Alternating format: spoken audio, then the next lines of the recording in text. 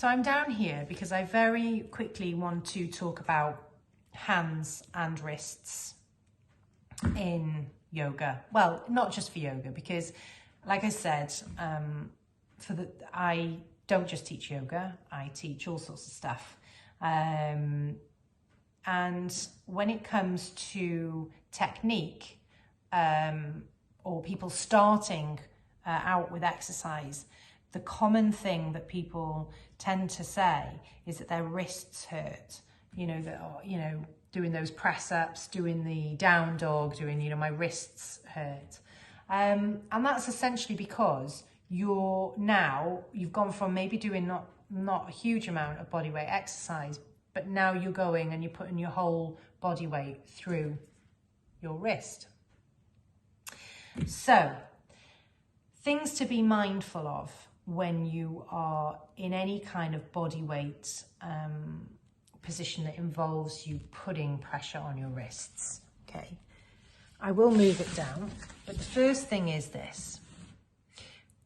Make sure that you're not just pressing with the heel of the hand. So imagine that this is the mat now, and if I'm pressing, often what happens is the heel of the hand is pressed down, but all of this is not connected to the mat. So yeah, so let me see if I can just move this down. Right, so there's my hand there.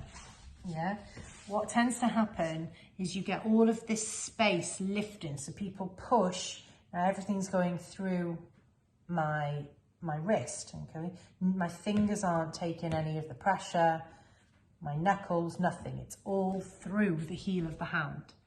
So when you're doing any kind of body weight exercise, the first thing is to make sure you've got a good grip, yeah, on the mat.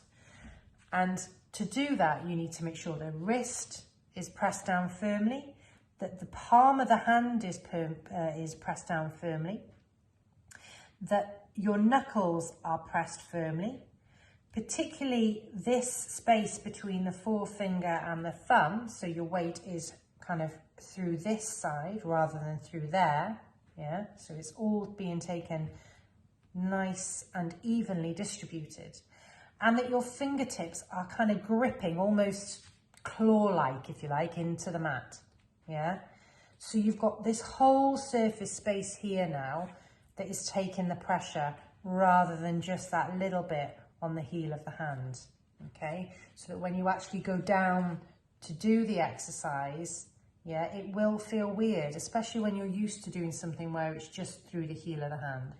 So you're spreading the fingers nice and wide, the knuckles are pressing. You should even have a little bit of a white tip going through, as if you're gripping so hard through the ends of the fingers. And if I was to come around and try and peel your finger off the mat, it would be much harder to do. So that's kind of the position you need to be thinking about in terms of your hand placement. It's a small thing, but it makes a huge amount of difference into the amount of pressure that's being forced through the wrist itself. And then in terms of the rest of the body, you're always just making sure that your alignment is correct so that every joint is stacked. So your wrist, okay, elbow, shoulder, that everything is stacked above it. But I just wanted to focus on that bit alone for today, because it's something that comes up quite often in classes in terms of technique and when people are first starting out. And they will give you a little bit of a complaint. Your wrists will flare up if it's a weak spot for you, or if you haven't done anything on them.